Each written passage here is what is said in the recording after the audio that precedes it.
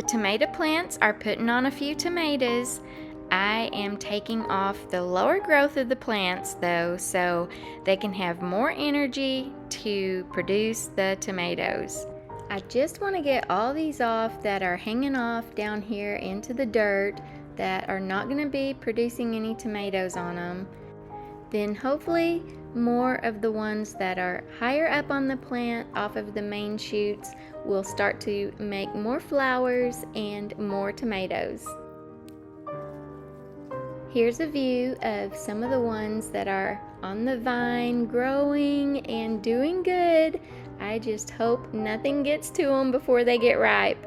I've been noticing a lot of blackbirds in the garden though, and then we saw this little pepper plant that has been, looks like pecked on. So we are gonna put up a scarecrow to try to save the garden from the birds.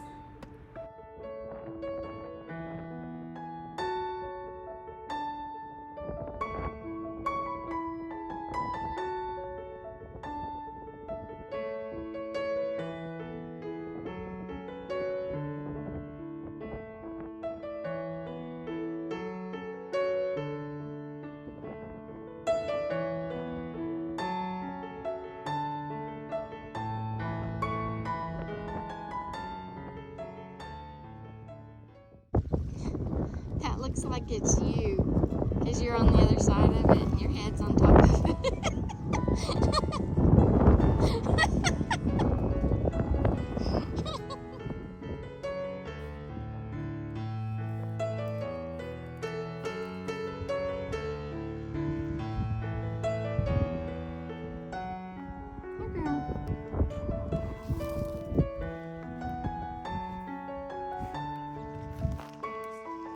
It's lightning, girl. You better go get in the barn.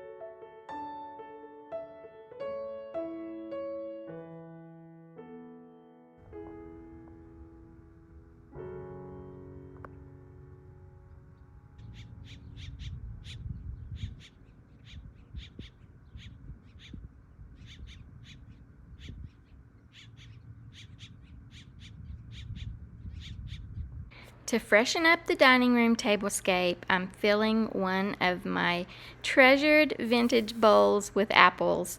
The bowl is so large and I don't have enough apples to fill it up, so I'm gonna just use a smaller bowl upside down inside the larger bowl. It will just take up the space, and to get the apples to sit just right, I used some paper towels for some extra filler. I just tucked them under the cinnamon checked dish towel, and it was just enough support to give the apples the look I was going for.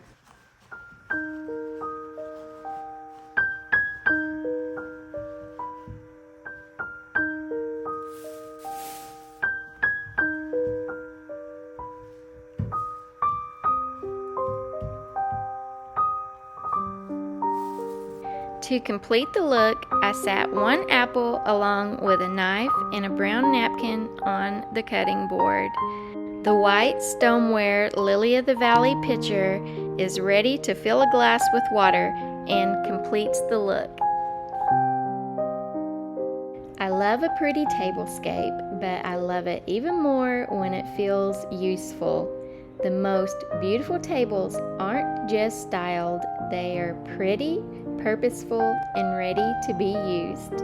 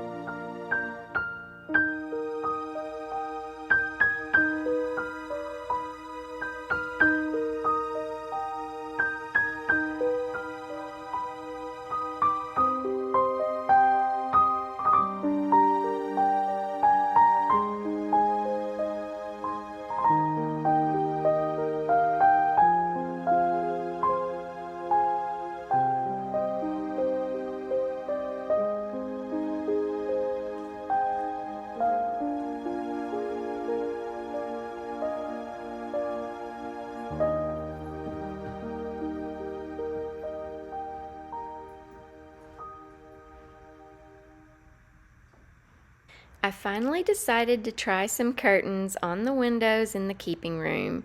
To first see how I liked them, I taped them to the window trim.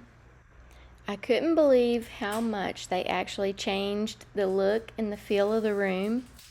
I do still really like having the open view of the undressed windows, but I must say that having these curtains up, even though they are a sheer, they really do tone down the bright light that comes in through these windows.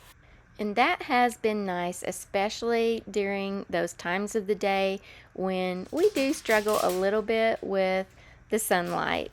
And no more glare on the TV, no matter what time of day we want to watch. I'm going to hang them with curtain rings and some tiny little clear command hooks. This is the Heirloom Oat Romantic Swag from the shop, and it does have a rod pocket, but I'm going to go for a less formal, more make-do look with just a few rings.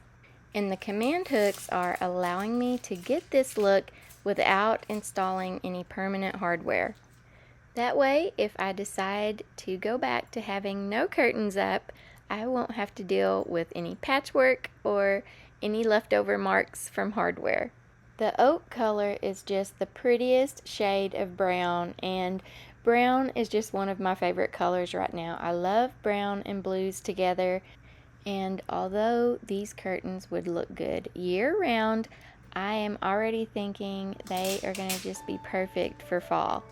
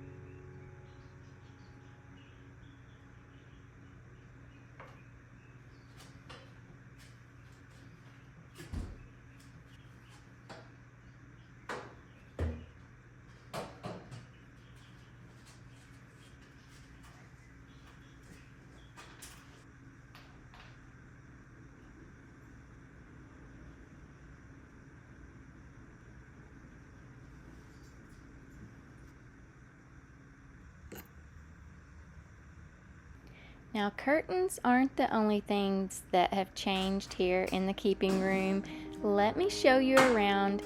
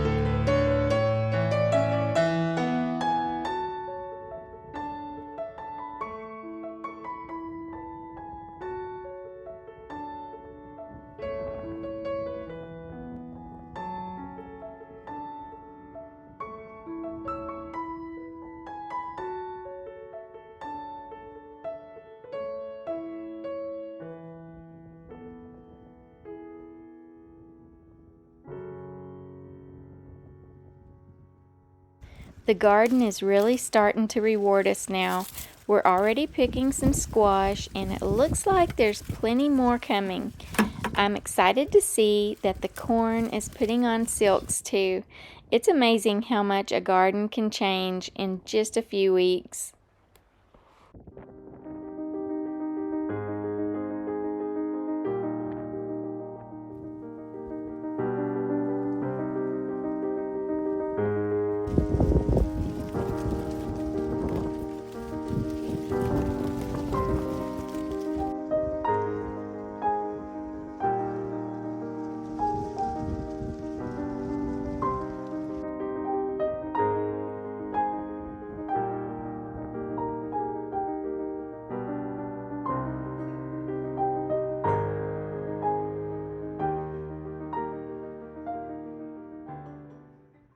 I think it's time I attempt to make my first loaf of bread with this starter that I've been babying now for a few weeks.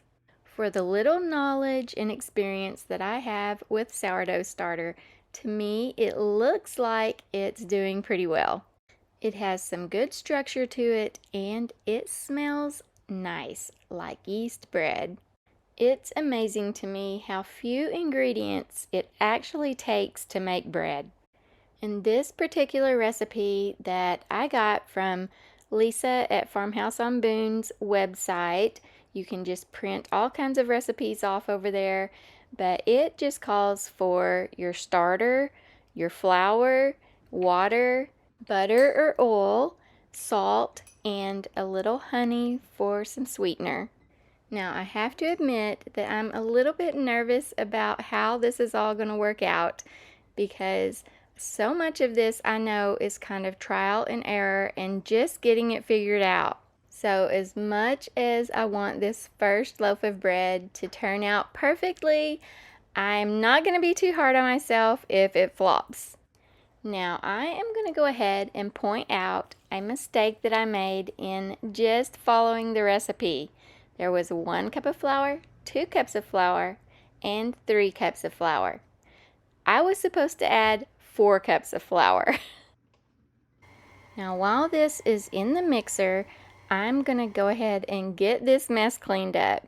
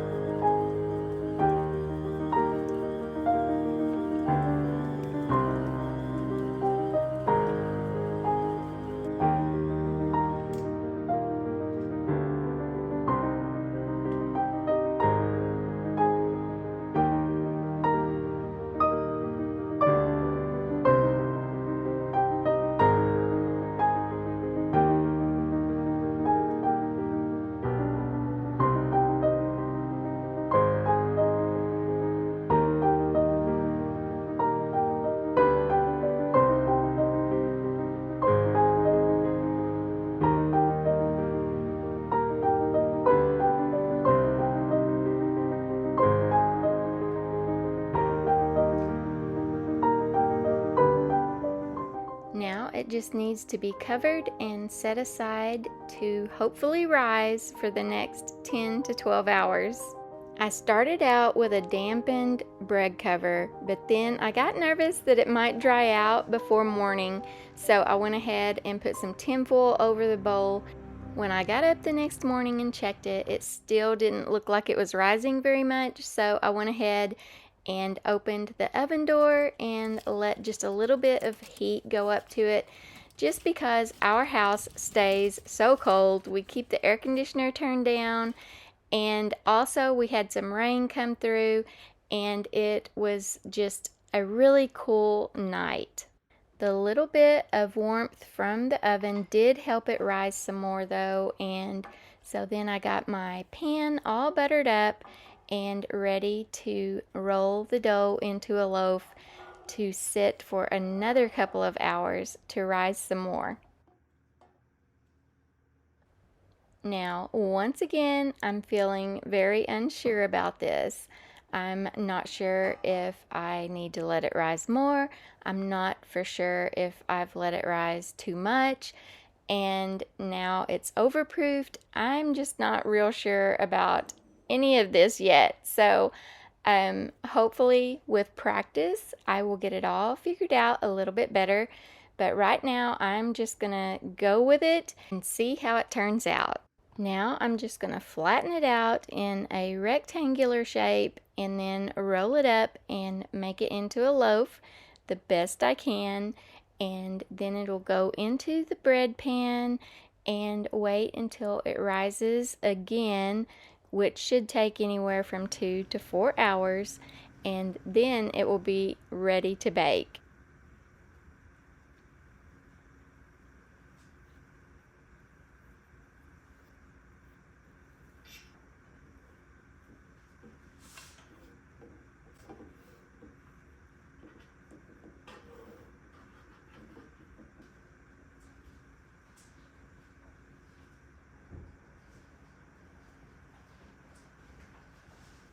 Okay, fast forward. It is time for the bread to come out of the oven. It has baked for 45 minutes at 375, and let's see what we got.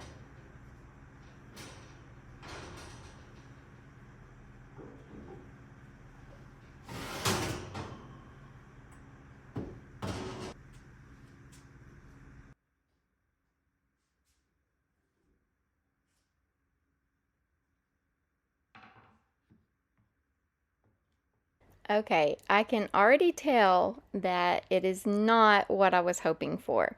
I wanted it to rise up above the pan and be a light, fluffy bread, and it is pretty dense, I can already tell, but let's just cut it up and see what we end up with.